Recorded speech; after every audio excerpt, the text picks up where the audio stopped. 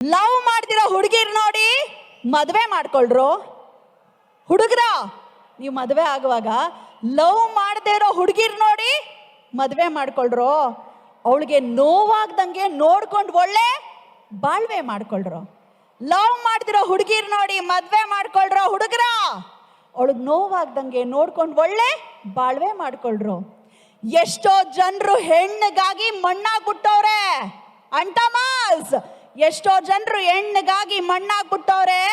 ಮಚ್ಚು ಕೊಡ್ಲಿ ಮಸ್ಕೊಂಡೋಗಿ ಕೊಚ್ಚಾಕ್ಬಿಟ್ಟವ್ರೆ.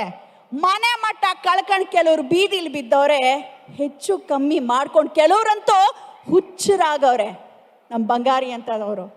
ಅವಳು ಒಳಪು ವಯ್ಯಾರ ನೋಡ್ಕೊಂಡು ಮೋಸ ಹೋಗ್ಬೇಡ್ರು. ಐ ರಿಪೀಟ್, ಅವಳು ಒನ್ಪು ವಯ್ಯಾರ ನೋಡಿ ಮೋಸ ಹೋಗ್ಬೇಡ್ರು. ಅವಳು ಬಿಂಕ ಬಿನ್ನಾಣ ನೋಡಿ ಮಂಕ ಆಗ್ಬಿಡ್ಬೇಡ್ರು. ದಿನಕ್ಕೊಬ್ಬನ ಜೊತೆಯಾಗೋಗಳು ಸಂಘ ಮಾಡ್ಬೇಡ್ರು ಅಂತ mass.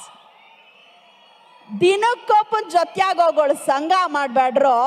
Last and very important line, ನಿಮ್ಮ ಅತ್ತೆ ಮಗಳು ಕಪ್ಪಾಗಿದ್ರು ಅಡ್ಜಸ್ಟ್ ಮಾಡ್ಕೊಳ್ರು.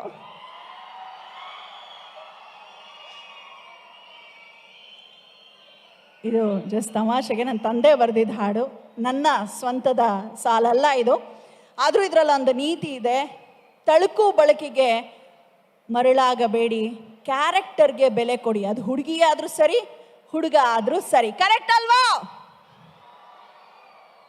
ನನಗೆ ಒಂದು ಶಾಕ್ ಅಂದರೆ, ಹೀಗೆ ಒಂದು ಕಾರ್ಯಕ್ರಮಕ್ಕೆ ಹೋಗುವಾಗ ಒಬ್ಬರು ಚಾಲಕರು ಸಿಕ್ಕಿದ್ರು.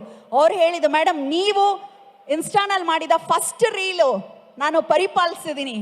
ಏನು ಅಂದರೆ, ಈ ಗೀತೆ ಕೇಳಿ ನಾನು ನಮ್ಮ ಅತ್ತೆ ಮಗಳನ್ನೇ ಮದುವೆ ಆಗಿದ್ದೀನಿ ಅಂತ ಹೇಳಿದ್ರು. ಸೊ ಜೋಕ್ಸ್ ಅಪಾರ್ಟ್, ಎಲ್ಲಾದರೂ ಇರು ಎಂದೆಂದಿಗೂ ನೀ ಕನ್ನಡವೇ ಸತ್ಯ ಕನ್ನಡವೇ ನಿತ್ಯ ಅಂತ ಹೇಳ್ತಾ, ಎಲ್ಲಾದರೂ ಇರು ಗುರು, ನೆಮ್ಮದಿಯಾಗಿರು.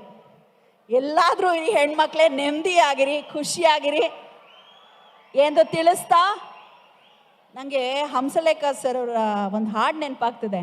ಆ ಕಡೆ ನೋಡ್ತಾ ನೋಡ್ತಾ ಬಂದ್ರು ಸರ್ ಹಾಗೆ ಹೇಳಿದ್ರಾದ್ರೂ ಬರ್ಬೋದು.